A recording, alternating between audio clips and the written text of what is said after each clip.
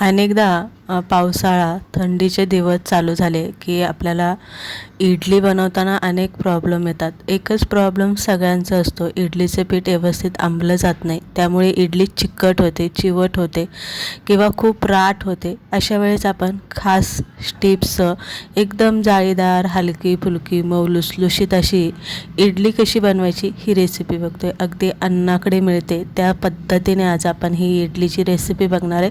त्यामुळे रेसिपी शेवटपर्यंत बघा. चला, कोणताच वेळ न घालवता पटकन आपण रेसिपीला सुरुवात करूया. सगळ्यात पहिलं आपल्याला इथे तांदूळ एखाद्या वाटीने मोजून घ्यायचं. आता तांदूळ कोणतं घ्यायचं आहे? एकतर तुम्ही इडलीचा तांदूळ घेऊ शकता उकडीचा, किंवा दुसरा तुम्ही रेशनचा तांदूळ घेऊ शकता. ह्या दोन तांदळाव्यतिरिक्त दुसरा कोणताही तांदूळ इथे इडलीसाठी वापरायचाच नाही असं मी म्हणेन. नंतर मी इथे 3 वाट्या रेशनचा तांदूळ घेतलेले. त्याच वाटीने मी इथे 1 वाटी सफेद उडदाची डाळ घेतलेली. एक छोटीशी वाटी म्हणजेच मूठभर मी इथे आपली जी चण्याची डाळ असते ती घेतलेली आहे. आणि त्याच वाटीने मी इथे मुगाची डाळ घेतलेली आहे. म्हणजे काय होतं, थंडीच्या दिवसामध्ये ह्या डाळी घातल्या 2 की पिठाचं जे परमिटेशनचं प्रमाण आहे ते पटकन होतं, कारण थंडीमध्ये परमिटेशन पीठ जास्त लवकर होत नाही आहे. आता हे सगळं माप आपण इथे घेतलेलं आहे. चांगलं 5-6 पाण्याने चोळून आपल्याला डाळ तांदूळ एकत्रच भिजत घालायचं आहे. वेगवेगळं अजिबात भिजत नाही घालायचं, कारण तशी काही गरज पडत नाही आहे. आता आपण इथे तांदूळ भिजत घातलेले. थंडीचा दिवस असल्यामुळे आपल्याला साधारणतः 8 ते 10 तास हे तांदूळ आपल्याला इथे भिजत घालायचे. कमी वेळ घालू नका, नाहीतर आपलं तसं पीठ परमिटेशन होत नाही. 10 तासानंतरनं तुम्ही इथे बघू शकता डाळ तांदूळ आपलं चांगलं भिजलं गेलेलं आहे. आता इथे घेतलेले मी ज्या वाटीने आपण डाळ तांदूळ मोजून घेतलं त्याच वाटीने पोहे मी इथे भिजून घेतलेले. आणि 1 किंवा 1.5 चमचा एवढं आपल्याला इथे मेथीचे दाणे भिजून घ्यायचे. आता पोहे, मेथीचे दाणे आणि डाळ तांदूळ हे एकत्र करायचे आपल्याला आणि मिक्सरला बारीक असं वाटून घ्यायचं. आता इथे वाटताना पाण्याचं प्रमाण जे आहे ना ते अगदी जपून वापरायचं आहे. जास्त पाणी वापरायचं नाही, नाहीतर काय होतं, डाळ तांदूळ जे आहे ना ते व्यवस्थित दळले जात नाही, वाटले जात नाही. तर इथे बघू शकता एकदम बारीक असं आपल्याला हे वाटून घ्यायचं आहे. आता थंडी आहे, पावसाळा आहे, एक डब्बा घ्या आणि डब्यामध्ये किंवा कुकरमध्ये हे डाळ तांदूळाचं जे वाटण आहे ते काढून घ्या. एखाद्या पातेल्यात जर ठेवलं ना तितकंसं ते पटकन परमिटेशन होत नाही, कारण त्याला एक हीट आणि ऊब भेटली पाहिजे त्यासाठी. आता इथे वाटून घेतलेले, थोडंसं पाणी घालून मिक्स करून घेतलेले. आता मीठ यामध्ये घालायचं. आता अनेकदा मी इथून मागे ज्या रेसिपी दाखवल्या, दुसऱ्या दिवशी आपण इडली डोसा करतो तेव्हा पिठामध्ये मीठ घालत असते. पण आज मी इथे डाळ तांदूळ वाटून घेतले आणि परमिटेशन करायला ठेवायचे पीठ, तेव्हाच मी यामध्ये 2 चमचे मीठ घालून घेतलेले.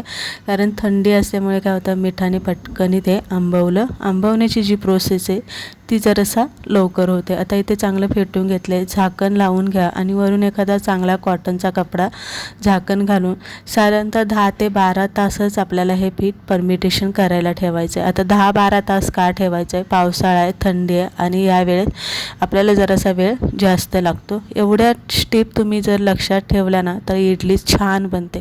आता पीठ व्यवस्थित वरती फुगून आलेलं आहे आणि इथे बघू शकता थोडंसं माझं पीठ जे आहे ना ते पातळ झालेलं आहे, तर पाणी थोडंसं जास्त झालं होतं. आता सगळ्यात महत्त्वाचं म्हणजे काय होतं, खाताना आपल्या घशामध्ये ना इडली अटकल्यासारखी वाटते किंवा इडली अशी कडक होते. तर इथे 2 चमचे तेल घालायचं आणि अगदी थोडंसं मी इथे विनू घालून घेतलेलं आहे. का, पावसाळ्याचे दिवस आहे, तितकंसं पीठ परमिटेशन होतं नाही होतं झालं तरी पण त्यामध्ये थोडंसं मी इथे इनू घालून घेतलेलं आहे. आता पीठ व्यवस्थित हालून घेतलेलं आहे आणि इडली करायच्या अगोदर इडलीच्या भांड्यामध्ये पाणी गरम करायला ठेवायचं. कारण इडलीचं पात्र आपण भांड्यामध्ये ठेवलं आणि लगेच त्याला अशी वाफ गरम भेटली तर इडली पटकन अशी वर फुलून येते. म्हणून आता इथे भांड्यांना तेल लावून घ्यायचं. सुरुवातीला आपण करतोय म्हणून आपल्याला तसं तेल जे आहे ते जास्त लावून घ्यायचं, चांगलं व्यवस्थित चोळून घ्यायचं आणि मग आपल्याला ह्या साच्यांमध्ये इडलीचं पीठ भरून घ्यायचं. जास्त वरती भांड्याच्या वरती येईल किंवा साच्याच्या वरती येईल एवढं असं पीठ भरून नाही घ्यायचं. थोडीशी जागा ठेवायची इडली, कारण इडली शेवटी अशी वाफवली की ती फुगली जाते. तिला फुगायला थोडीशी जागा पाहिजे, म्हणून आपल्याला थोडीसं जागा ठेवूनच आपल्याला हे पीठ साच्यामध्ये भरायचं. आता इथे आपण इडली भरून उकडायला ठेवलेली आहे. उकडायला किती वेळ ठेवायची? 10 मिनटं मोठ्या आचेवरतीच इडली उकडायला ठेवायची.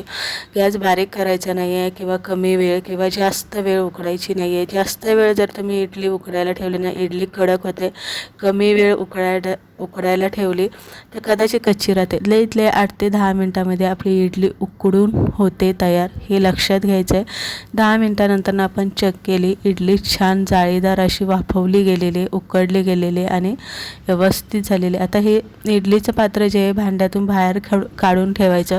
2 मिनटं वाफ जाऊन द्यायची आणि 2 मिनटानंतर आपल्याला इडली साच्यातून काढून घ्यायची, म्हणजे इडली तुटत नाही आणि पटकन निघते.